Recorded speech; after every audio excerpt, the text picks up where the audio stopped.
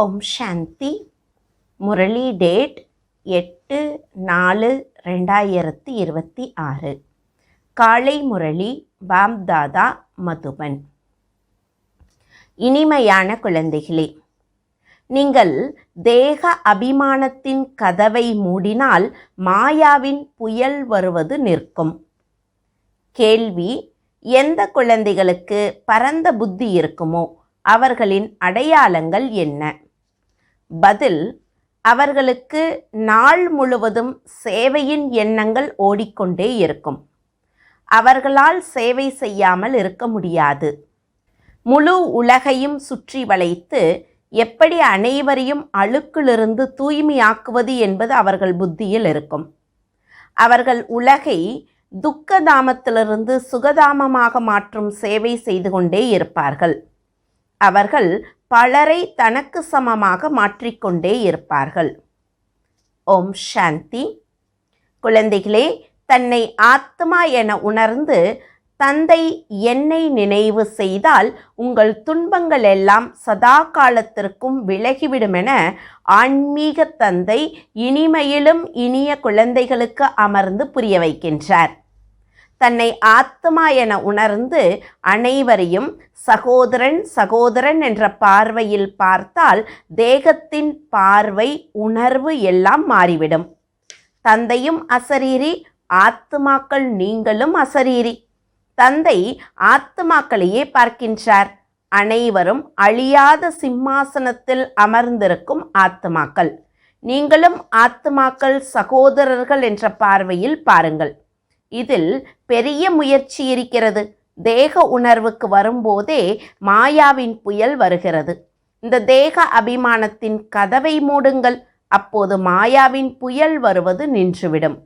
இந்த ஆத்மா அபிமானியாகும் அறிவுரையை முழு கல்பத்திலும் இந்த புருஷோத்தம சங்கம யுகத்தில் மட்டுமே தந்தை குழந்தைகள் உங்களுக்கு கொடுக்கின்றார்.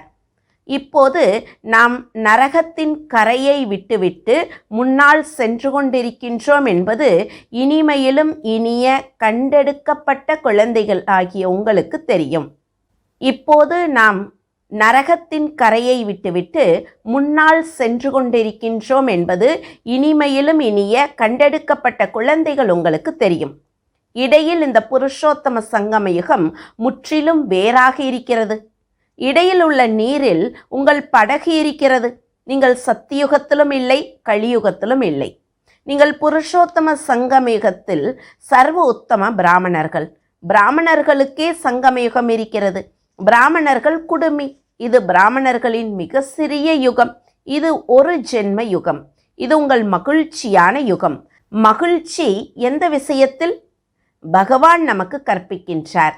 அப்படிப்பட்ட மாணவர்களுக்கு எவ்வளவு மகிழ்ச்சி இருக்கும். இப்போது முழு சக்கரத்தின் ஞானம் உங்கள் புத்தியில் இருக்கிறது. இப்போது ஹம் சோ பிராமணர்கள், பிறகு ஹம் சோ தேவர்களாவோம். முதலில் நமது இனிய வீட்டிற்கு செல்லுவோம். பிறகு புதிய உலகத்திற்கு வருவோம். பிராமணர்கள் நாமே சுயதர்சன சக்கரதாரிகள். நாமே இந்த குட்டிக்கரணம் போடுகின்றோம். இந்த விராட ரூபத்தையும் பிராமண குழந்தைகள் நீங்களே அறிவீர்கள். புத்தியில் நாள் முழுவதும் இந்த விஷயங்கள் சிந்தனையில் இருக்க வேண்டும். இனிய குழந்தைகளே, இது உங்கள் மிக அன்பான குடும்பம். எனவே நீங்கள் ஒவ்வொருவருக்கும் மிகவும் இனிமையானவர்களாக இருக்க வேண்டும். தந்தையும் இனிமையாக இருப்பதால் குழந்தைகளையும் அப்படி இனிமையாக மாற்றுகின்றார். ஒருபோதும் யார் மீதும் கோபப்படக்கூடாது. மனம், சொல், செயலால் யாருக்கும் துக்கம் கொடுக்கக்கூடாது. தந்தை ஒருபோதும் யாருக்கும் துக்கம் கொடுப்பதில்லை. எந்த அளவு தந்தையை நினைவு செய்வீர்களோ அந்த அளவு இனிமையாக மாறிக்கொண்டே போவீர்கள். அவ்வளவுதான். இந்த நினைவாலே படகு கரை சேரும். இதுதான் நினைவு யாத்திரை. நினைவு செய்து செய்து சாந்திதாம் வழியாக சுகதாமத்திற்கு போக வேண்டும். குழந்தைகளை சதா சுகமுடையவர்களாக மாற்ற தந்தை வந்திருக்கின்றார். பூதங்களை விரட்டும் யுக்தியை தந்தை சொல்லுகின்றார். என்னை நினைவு செய்தால் இந்த பூதங்கள் விலகிக்கொண்டே போகும். எந்த பூதத்தையும் கூடவே அழைத்து செல்லக்கூடாது. யாரிடமாவது பூதம் இருந்தால் இங்கேயே என்னிடம் விட்டுவிட்டு போங்கள். பாபா வந்து எங்களிடம் இருக்கும் பூதங்களை விரட்டி அழுக்கிலிருந்து தூய்மையாக்குங்கள் என நீங்கள் சொல்லுகின்றீர்கள். எனவே தந்தை எவ்வளவு அழகாக மாற்றுகின்றார். பாபா தாதா இருவரும் சேர்ந்து குழந்தைகள் உங்களுக்கு அலங்காரம் செய்கின்றார்கள். தாய் தந்தையே குழந்தைகளை அலங்கரிப்பார்கள். அவர் எல்லைக்குட்பட்ட தந்தை, இவர் எல்லையற்ற தந்தை. அதனால் குழந்தைகள் மிகவும் அன்பாக நடக்க வேண்டும், பிறரையும் நடத்த வேண்டும். அனைத்து விகாரங்களையும் தானம் கொடுக்க வேண்டும். தானம் கொடுத்தால் கிரகணம் விலகும். இதில் எந்த சாக்குப்போக்கின் விஷயமும் இல்லை. அன்பாக நீங்கள் யாரை வேண்டுமானாலும் வசப்படுத்த முடியும். அன்பாக விளக்கம் கொடுங்கள். அன்பு மிகவும் இனிய பொருள். சிங்கத்தை, யானையை, விலங்குகளை மனிதர்கள் அன்பால் வசப்படுத்துகின்றார்கள். இருந்தும் அவர்கள் அசுர மனிதர்கள். நீங்கள் இப்போது தேவதைகளாக மாறிக்கொண்டிருக்கின்றீர்கள். எனவே தெய்வீக குணங்களை தாரணை செய்து மிக மிக இனிமையானவராக மாற வேண்டும். ஒருவர் பிறரை சகோதரர் அல்லது சகோதரி என்ற பார்வையில் பார்க்க வேண்டும். ஆத்மாவிற்கு ஒருபோதும் துக்கம் கொடுக்க முடியாது. இனிய குழந்தைகளே, நான் உங்களுக்கு சொர்க்கத்தின் ராஜ்ய பாக்கியத்தை கொடுக்க வந்திருக்கின்றேன் என்று தந்தை சொல்லுகின்றார். இப்போது உங்களுக்கு என்ன வேண்டுமோ அதை என்னிடமிருந்து பெற்றுக்கொள்ளுங்கள். நான் உங்களை உலகின் அதிபராக, இரட்டை கிரீடதாரியாக மாற்ற வந்திருக்கின்றேன். எனினும் நீங்கள் முயற்சி செய்ய வேண்டும். நான் யார் தலையிலும் கிரீடத்தை வைப்பது இல்லை. நீங்கள் உங்கள் முயற்சியால் உங்களுக்கு ராஜ்ய திலகத்தை கொடுக்க வேண்டும். இப்படி உலகின் அதிபராக, இரட்டை கிரீடதாரியாக தன்னை மாற்ற முடியும் என்று தந்தை முயற்சி செய்ய யுக்திகளை சொல்லுகின்றார். படிப்பின் மீது முழுமையாக கவனம் கொடுங்கள். ஒருபோதும் படிப்பை விடாதீர்கள். எந்த காரணத்தை கொண்டும் கோபம் கொண்டு படிப்பை விட்டுவிட்டால் மிகப்பெரிய நஷ்டம் ஏற்படும். நஷ்டத்தையும் லாபத்தையும் பார்த்து கொண்டே இருங்கள். நீங்கள் ஈஸ்வரிய யூனிவர்சிட்டியின் மாணவர்கள். ஈசன் தந்தையிடம் மாட்டிக்கொண்டிருக்கின்றீர்கள். படித்து பூஜைக்குரிய தேவதைகளாக மாறிக்கொண்டு இருக்கின்றீர்கள். எனவே மாணவர்களும் அப்படி ரெகுலராக வேண்டும். மாணவ வாழ்க்கையே சிறந்த வாழ்க்கை. எந்த அளவு படிக்க வைப்பீர்களோ, நடத்தையை மேம்படுத்துவீர்களோ, அந்த அளவு பெஸ்ட் ஆவீர்கள். இனிய குழந்தைகளே, இது உங்கள் ரிட்டர்ன் ஜேர்னி. எப்படி சத்தியுகத்திலிருந்து திரேதா, துவாபர, கலியுகம் வரை கீழே இறங்கி வந்தீர்களோ, அப்படி இப்போது நீங்கள் இரும்பு யுகத்திலிருந்து மேலே தங்க யுகம் வரை போக வேண்டும். எப்போது வெள்ளி யுகம் வரை போவீர்களோ அப்போது இந்த கர்ம இந்திரியங்களின் சஞ்சலம் முடிந்துவிடும். எனவே எவ்வளவு தந்தையை நினைவு செய்வீர்களோ அவ்வளவு ஆத்மாக்கள் உங்களிடமிருந்து ரஜோ தமோவின் துரு விலகிக்கொண்டே போகும். எந்த அளவு துரு விலகிக்கொண்டே போகுமோ அந்த அளவு தந்தையின் கவர்ச்சி காந்தத்தை போல அதிகமாகிக் கொண்டே போகும். கவர்ச்சி ஏற்படவில்லை என்றால் நிச்சயம் துரு ஏறியிருக்கிறது. துரு முற்றிலும் நீங்கி தூய்மையான தங்கமாக வேண்டும். அதுதான் கடைசி கர்மாதீத் நிலை. நீங்கள் இல்லற விவகாரத்தில் குடும்பத்தில் இருந்து கொண்டே தாமரை மலருக்கு சமமாக மாற வேண்டும். இனிய குழந்தைகளே, குடும்பத்தையும் வீட்டையும் பராமரியுங்கள். சரீர நிர்வாகத்திற்காக வேலை வெட்டியும் செய்யுங்கள். கூடவே இந்த படிப்பையும் படித்து கொண்டே இருங்கள். கைகள் காரியங்களை செய்ய இதயம் இறைவனை நினைக்க வேண்டுமென பாடலும் இருக்கிறது. வேலை வெட்டி செய்து கொண்டே ஒரு காதலர் தந்தையை நினைவு செய்ய வேண்டும். நீங்கள் அரைக்கல்ப காதலிகள். தீவிர பக்தியிலும் ஸ்ரீ கிருஷ்ணர் போன்றோரை எவ்வளவு அன்பாக நினைவு செய்கின்றார்கள். அது தீவிர பக்தி, உறுதியான பக்தி. அதில் ஸ்ரீ கிருஷ்ணரின் நினைவு நிலையாக இருக்கும். ஆனால் அதனால் யாருக்கும் முக்தி கிடைப்பதில்லை. இது நிரந்தர நினைவு செய்யும் ஞானம். பதீத்த பாவனர் தந்தை என்னை நினைவு செய்தால் உங்கள் பாவங்கள் அழியும் என்று தந்தை சொல்லுகின்றார். எனினும் மாயா பெரிய பயல்வான், யாரையும் விடுவதே இல்லை. மாயாவிடம் அடிக்கடி தோல்வி அடைவதை விட தலை குனிந்து வருத்தப்பட வேண்டும். தந்தை இனிய குழந்தைகளை உயர்ந்தவர்களாக மாற்றுவதற்கு உயர்ந்த வழியை கொடுக்கின்றார். குழந்தைகள் இவ்வளவு முயற்சி செய்வதில்லை என்பதை பார்க்கும்போது தந்தைக்கு இரக்கம் வருகிறது. ஒருவேளை இந்த பயிற்சியை இப்போது செய்யவில்லை என்றால் பிறகு தண்டனைகள் அதிகம் பெற வேண்டியிருக்கும். பிறகு ஒவ்வொரு கல்பமும் அற்ப பைசாவின் பதவியையே பெற்றுக்கொண்டு இருப்பீர்கள். ஆத்ம அபிமானி ஆகுங்கள் என்ற முக்கிய விஷயத்தை இனிய குழந்தைகளுக்கு தந்தை புரிய வைக்கின்றார். தேகம் உட்பட தேகத்தின் அனைத்து சம்பந்தங்களையும் மறந்து என்னை மட்டும் நினைவு செய்யுங்கள். நிச்சயம் தூய்மையாகவும் ஆக வேண்டும். குமாரி எப்போது பவித்திரமாக இருப்பாரோ அப்போது அனைவரும் அவருக்கு தலை வணங்குவார்கள். திருமணம் செய்தால் பூஜாரியாகின்றார். அனைவருக்கு முன்பாகவும் தலை வணங்க வேண்டியிருக்கிறது. குமாரி தாய் வீட்டில் இருக்கும்போது இத்தனை அதிக உறவுகள் நினைவுக்கு வருவதில்லை. திருமணத்திற்கு பிறகு தேக சம்பந்தமும் அதிகமாகிக் கொண்டே போகிறது. பிறகு கணவர் குழந்தைகளிடம் மோகம் அதிகமாகிக் கொண்டே போகிறது. மாமனார் மாமியார் போன்ற எல்லோரும் நினைவிற்கு வந்து கொண்டே இருப்பார்கள். முதலில் தாய் தந்தையிடம் மட்டுமே மோகம் இருக்கும். இங்கேயோ அந்த அனைத்து சம்பந்தங்களையும் மறக்க வேண்டியிருக்கிறது. ஏனென்றால் இவர் ஒருவரே உங்கள் உண்மையான தாய் தந்தை.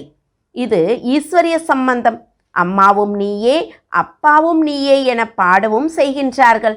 இந்த தாய் தந்தை உங்களை உலகத்திற்கு எஜமானராக மாற்றுகின்றார். எனவே எல்லையற்ற தந்தை என்னை நிரந்தரமாக நினைவு செய்யுங்கள், மற்ற எந்த தேகதாரியின் மீதும் பற்று வைக்காதீர்கள் என்று தந்தை சொல்லுகின்றார்.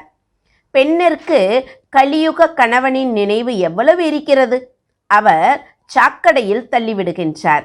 இந்த எல்லையற்ற தந்தை உங்களை சொர்க்கத்திற்கு அழைத்துச் செல்லுகின்றார். அப்படிப்பட்ட இனிய தந்தையை மிகுந்த அன்போடு நினைவு செய்து சுயதர்சன சக்கரத்தை சுற்றி கொண்டே இருங்கள். இந்த நினைவின் பலத்தால் மட்டுமே ஆத்மா நீங்கள் தூய்மையாகி சொர்க்கத்தின் எஜமானர் ஆவீர்கள். சொர்க்கத்தின் பெயரை கேட்டவுடன் உள்ளம் மகிழ்ச்சி அடையும். யார் நிரந்தரமாக நினைவு செய்து பிறரையும் செய்ய வைத்து கொண்டே இருப்பார்களோ அவர்களே உயர்ந்த பதவி பெறுவார்கள். இந்த முயற்சி செய்து செய்து கடைசியில் உங்கள் மனநிலை உறுதியாகும். இந்த உலகமும் பழையது, தேகமும் பழையது. தேகம் உட்பட தேகத்தின் அனைத்து சம்பந்தங்களும் பழையவை. அவர்கள் அனைவரிடமிருந்தும் புத்தியோகத்தை நீக்கி ஒரு தந்தையோடு இணைக்க வேண்டும். அதனால் கடைசி காலத்திலும் அந்த ஒரு தந்தையின் நினைவு மட்டுமே இருக்க வேண்டும். வேற எந்த சம்பந்தத்தின் நினைவு வந்தால் கடைசியில் அந்த நினைவு வரும். மேலும் பதவியும் கெடும். கடைசி காலத்தில் யார் எல்லையற்ற தந்தையின் நினைவில் இருப்பாரோ அவரே நரனிலிருந்து நாராயணன் ஆவார். தந்தையின் நினைவிருந்தால் சிவாலயம் தொலைவில் இருக்காது. இனிமையிலும் இனிய கண்டெடுக்கப்பட்ட குழந்தைகள் எல்லையற்ற தந்தையிடம் புத்துணர்வு பெற வருகின்றார்கள். ஏனென்றால் எல்லையற்ற தந்தையிடமிருந்து எல்லையற்ற உலகத்தின் ராஜ்யம் கிடைப்பது குழந்தைகளுக்கு தெரியும். இதை ஒருபோதும் மறக்கக்கூடாது. இது எப்போதும் நினைவில் இருந்தால் குழந்தைகளுக்கு அபார மகிழ்ச்சி இருக்கும். இந்த பேட்ஜை போக வர அடிக்கடி பார்த்து கொண்டே இருங்கள். ஒரே அடியாக நெஞ்சில் அணியுங்கள். ஆஹா, பகவானின் ஸ்ரீமத் படி நாம் இப்படி ஆகிக்கொண்டே இருக்கின்றோம். பேஜை பார்த்து அவர் மீது அன்பு செலுத்தி கொண்டே இருங்கள். பாபா பாபா என சொல்லிக்கொண்டே இருந்தால் எப்போதும் நினைவு இருந்து கொண்டே இருக்கும். நாம் தந்தை மூலமாக இப்படி ஆகின்றோம். தந்தையின் ஸ்ரீமத் படி நடக்க வேண்டும் தானே? இனிமையான குழந்தைகளுக்கு பெரிய விசால புத்தி இருக்க வேண்டும். நாள் முழுவதும் சேவை செய்யவே சிந்தனை ஓடிக்கொண்டே இருக்க வேண்டும். யாரால் சேவை இல்லாமல் இருக்க முடியாதோ அப்படிப்பட்ட குழந்தைகளே தந்தைக்கு தேவை. குழந்தைகள், நீங்கள் முழு உலகையும் சுற்றி வளைக்க வேண்டும். அதாவது அழுக்கான உலகத்தை தூய்மையாக மாற்ற வேண்டும். முழு உலகத்தையும் துக்கதாமத்திலிருந்து சுகதாமமாக மாற்ற வேண்டும். டீச்சருக்கும் கற்பிக்க போதை வருகிறது. இப்போது நீங்கள் மிக உயர்ந்த டீச்சர் ஆகின்றீர்கள். ஒருவர் எந்த அளவு நல்ல டீச்சரோ அந்த அளவு பலரை தனக்கு சமமாக மாற்றுவார். ஒருபோதும் களைத்து போக மாட்டார். ஈஸ்வரிய சேவையில் அதிக மகிழ்ச்சி இருக்கிறது. தந்தையின் உதவி கிடைக்கின்றது. இது மிகப்பெரிய எல்லையற்ற வியாபாரம். வியாபாரிகளே செல்வந்தர்களாகின்றார்கள். அவர்கள் இந்த ஞான மார்க்கத்திலும் அதிக உற்சாகத்தில் இருப்பார்கள். தந்தையும் எல்லையற்ற வியாபாரி. வியாபாரமும் முதல் தரமாக இருக்கிறது. ஆனால் இதில் பெரிய சாகசத்தை தாரணை செய்ய வேண்டும். புது புது குழந்தைகள் பழையவர்களை விட முயற்சியில் முன்னால் போக முடியும். ஒவ்வொருவருக்கும் தனித்தனி பாக்கியம் இருக்கிறது. எனவே ஒவ்வொருவரும் தனித்தனியாக முயற்சி செய்ய வேண்டும். உங்களை நீங்கள் முழுமையாக செக்கிங் செய்ய வேண்டும். அப்படி செக்கிங் செய்பவர் ஒரே அடியாக இரவு பகலாக முயற்சியில் இறங்குவார். நான் எனது நேரத்தை ஏன் வீணாக்க வேண்டும் என்று கேட்பார். முடிந்த அளவு நேரத்தை வெற்றி பெற வையுங்கள். நான் தந்தையை ஒருபோதும் மறக்க மாட்டேன். ஸ்காலர்ஷிப் பெற்றே தீருவேன் என தனக்குத்தானே உறுதிமொழி எடுக்கின்றார்கள். அப்படிப்பட்ட குழந்தைகளுக்கு உதவியும் கிடைக்கின்றது. அப்படிப்பட்ட முயற்சி செய்யும் புது புது குழந்தைகளையும் நீங்கள் பார்ப்பீர்கள். காட்சிகளை பார்த்து கொண்டே இருப்பார்கள். ஆரம்பத்தில் எப்படி நடந்ததோ அப்படி கடைசியிலும் பார்ப்பீர்கள். எந்த அளவு அருகில் வந்து கொண்டே இருப்பீர்களோ அந்த அளவு மகிழ்ச்சியில் நடனமாடிக்கொண்டே இருப்பீர்கள். அந்த பக்கம் தேவையற்ற இரத்த விளையாட்டு நடந்து கொண்டே இருக்கும். குழந்தைகள், நீங்கள் ஈஸ்வரிய ரேஸில் ஓடிக்கொண்டு இருக்கின்றீர்கள். எந்த அளவு முன்னால் ஓடிக்கொண்டே இருப்பீர்களோ அந்த அளவு புது உலகின் காட்சிகளும் அருகில் வந்து கொண்டே இருக்கும். மகிழ்ச்சி அதிகமாகிக் கொண்டே இருக்கும். யாருக்கு காட்சிகள் அருகில் தெரியாதோ அவருக்கு மகிழ்ச்சியும் இருக்காது. இப்போது கலியுக உலகின் மீது வைராக்கியமும் சத்தியுக புது உலகின் மீது அதிக அன்பும் ஏற்பட வேண்டும். சிவபாபா நினைவில் இருந்தால் சொர்க்கத்தின் ஆஸ்தியும் நினைவில் இருக்கும். சொர்க்கத்தின் ஆஸ்தி நினைவில் இருந்தால் சிவபாபாவின் நினைவில் இருப்பார். இப்போது நாம் சொர்க்கத்தின் பக்கம் போகின்றோம் என்பது உங்களுக்கு தெரியும். கால்கள் நரகத்தின் பக்கம் இருக்கின்றன, தலை சொர்க்கத்தின் பக்கம் இருக்கிறது. இப்போது சிறியவர் பெரியவர் அனைவருக்கும் வானப்பிரஸ்த நிலை. ஆஹா, நான் சென்று இந்த பாலகிருஷ்ணன் ஆவேன் என்ற போதை பாபாவிற்கு எப்போதும் இருக்கிறது. அதாவது பிரம்மா பாபாவுக்கு இந்த போதை இருந்தது.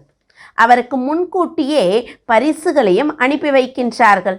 யாருக்கு முழு நம்பிக்கை இருக்கிறதோ அதே கோபியர்களே பரிசுகளை அனுப்பி வைத்தார்கள். அவர்களுக்கு அதீந்திரிய சுகத்தின் உணர்வு வருகிறது. நாமே அமரலோகத்தில் தேவதையாவோம். கல்ப முன்னரும் நாமே ஆனோம். பிறகு நாம் 84 பிறவிகள் எடுத்தோம்.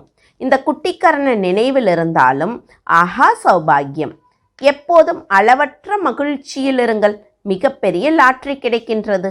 5000 வருடங்களுக்கு முன்பும் நாம் ராஜ்ய பாக்கியத்தை பெற்றோம். பிறகு நாளை பெறுவோம். நாடகத்தில் நிச்சயிக்கப்பட்டுள்ளது. கல்ப முன்னர் எப்படி பிறவி எடுத்தோமோ அப்படியே எடுப்போம்.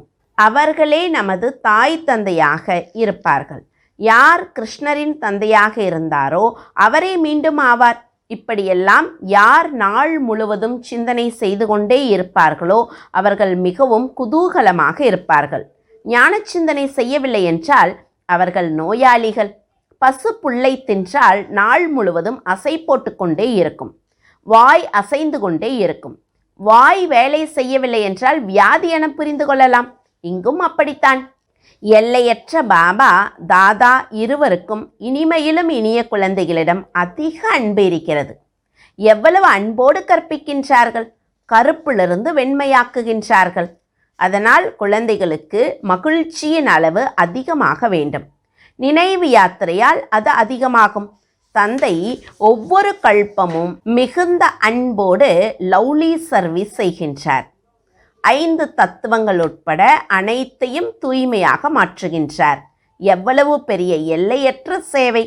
தந்தை மிகுந்த அன்போடு குழந்தைகளுக்கு அறிவுரையும் கொடுத்து கொண்டே இருக்கின்றார். ஏனென்றால் குழந்தைகளை திருத்துவது தந்தை மற்றும் டீச்சரின் வேலை. ஸ்ரீமத் தந்தையுடையது. அதனால்தான் உயர்ந்தவர்களாக மாறுவீர்கள். எந்த அளவு அன்போடு நினைவு செய்வீர்களோ அந்த அளவு உயர்ந்தவராக மாறுவீர்கள்.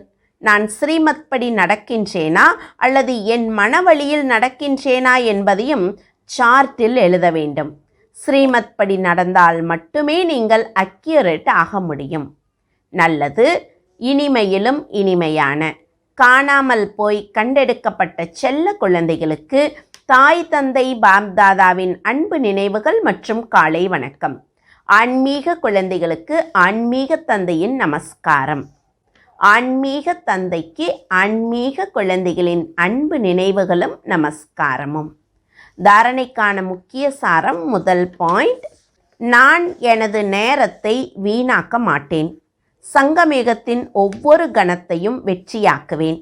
நான் தந்தையை ஒருபோதும் மறக்க மாட்டேன். ஸ்காலர்ஷிப் பெற்றே தீருவேன் என தனக்குத்தானே உறுதிமொழி கொடுக்க வேண்டும். இரண்டாவது பாயிண்ட், இப்போது நாம் வானப்பிரஸ்த நிலையில் இருக்கின்றோம் என்பது எப்பொழுதும் நினைவில் இருக்க வேண்டும். கால்கள் நரகத்தின் பக்கமும் தலை சொர்க்கத்தின் பக்கமும் இருக்க வேண்டும்.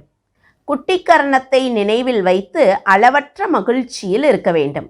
ஆத்ம அபிமானியாவதற்கு முயற்சி செய்ய வேண்டும்.